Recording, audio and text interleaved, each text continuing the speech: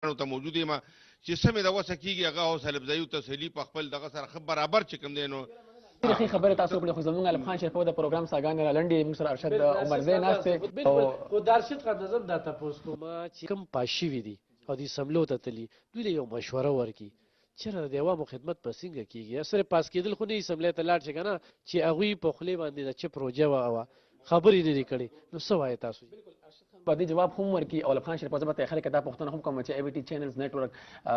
403 ته راغی عمرزو ته راغی او نن چې کوم د اواز دی یقینا هغه ټولو واکدارانو ته په غوږه باندې کو دا راته وایي چې تاسو د علاقه خو بالکل بېموره پاتې کړی وه مېرنۍ مور هغه سلوک کو نو نن ای وی ټي چینل تاسو د اواز اوچت کو هغې کاوش ته په کوم نظر باندې ګورئ څنګه چې تاسو وې نن ای وی ټي چینل چې دی ماشاءالله موږ چې په کم لیول باندې ګورو نو کلي کلي ته ورسېده مقصدي خبره دا ده د صحافت چې دی کم چې دا چینل چې د موږ د پښتنو دا یو ای وی ټي چینل چې ډېر په ټوله دنیا کې دا کتی شي او ډېر په شوق سره کتی شي یو خو چې دی زموږ دا مسایل د کلي د علاقې چې کوم دی هغه ورسېدل ټولې دنیا ته خاص کر ګورمنټ ته چې دی په هغې باندې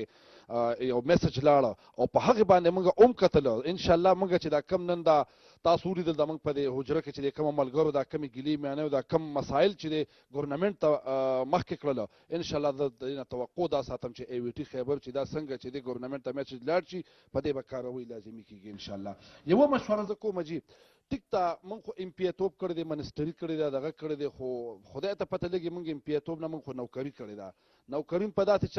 شکل کې کړی ده چې ام پی ا توب او منسټري نه موږ د قوم خدمت کړی دی او د قوم خدمت الحمدلله ما تاسو ته دام ووې که آیا که ما سره عهده وي او کونی خو د قوم خدمت او د شهید عمرزئی عمرزئی د اجربه 24 ګنټې کوله وي او د قوم خدمت په کې چالو وي زه دا اوسني ام پی اګان یا ام ان اګان چې په هر لیول راغلي دي افسوس سره دا خبره کومه زه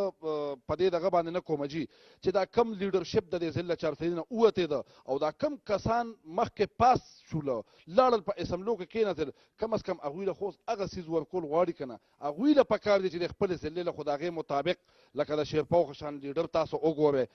چې هغه چې کم کارونه د علاقې دپاره یا د ضلعې دپاره یا د هغه دپاره چې کړي دي چې هغه کارونه خو هغه امناګان وکړي که نه یا دغه وکړي هغه شان دغه خو ترقي خو د خپلې ضلعې ته ورکړي که نه دې ام پی ایس چې دي نن په حجرو کې نه کیني ما له دلته خلک راشي افسوس سره دا خبره کومه وایي موږ لاړ شو ام پی ایس پسې موږ ته راشي وي ټرانسفارمر سوېدلی موږ ته راشي وي لاره مې ده موږ ته راشي مسایل بیان کړي او موږ وایي چې موږ لاړ شو ام پی ایس صاحب نو ام پی ایس صاحب په بیک ډور باندې وځي او هغه عوام په حجره کې پاتې شي او هغه قصه ختمه شي افسوس سره دا خبره کومه چې کم از کم د قوم کم اعتماد کړی دی او د قوم چې دی کم اوټینګ چې دی هغه اچولی دی چې په تاسو ام پی اګان جوړ شوي چې د دې قوم هغه شانتې خاطر شو د هغه شان خدمت د هغوی شي او هغوی چې هغه شان ډیوټي هغوی له ډېره مننه ارشد عمرزئی صاحب یو جهان مننه تاسو د خپل قیمتي ټایم راکړو قدرمنو کتونکو پروګرام چاپېرچل تاسو کتو د سیاسي ټولنه کې نن موږ سره محترم سابق ام پی ا د قومي وطن پارټۍ سره تعلق لري ارشد خان عمرزئی هغې ګډون کو دین علاوه موږ سره نور هم ناظمین ناست د هغې هم یو جهان مننه الف خان شریف تاسو هم یو جهان مننه مسلې په دې علاقې کې ډېرې زیاتې دي که زه خبرې وکړم په هیلث باندې په هسپتال کې دي وویل چې د ډینټل د غاښونو مسله را ګایني مسله دغه شانته کې زمونږ د جنازګانه چې کوم مقبرې دي هلته کې بالکل ډیرانونه پراته دي دې نه علاوه دوی ویل چې ام پی آی مینه دلته کې شته نه نو ځکه چې بنیادي مسلې دي او هغه د ډېر وخت نه را روانې دي حل کېږي نه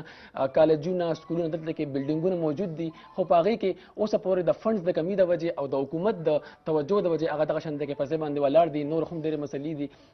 او دوی د حکومت په هم فوري طور دا غوښتنه کوي دا ډیمانډ ته کوي چې په فوري طور باندې زموږ د مسلو حل پکار دی که نه موږ ډېر په نره باندې ووټ اچولی دی را روان الیکشن کې چې کوم دونه خبره بیا به ډېره ګرانې شي انشاءالله که ژوند وفا وکړم تاسو سره به په نوي ځای کې د نور ملګرو سره بیا په پروګرام چاپېرچل کې ملګرتیا کوو تر هغې پورې ما ته الف خان شیرپو ته او زموږ ټول ټیم ته اجازت راکړئ د الله په امان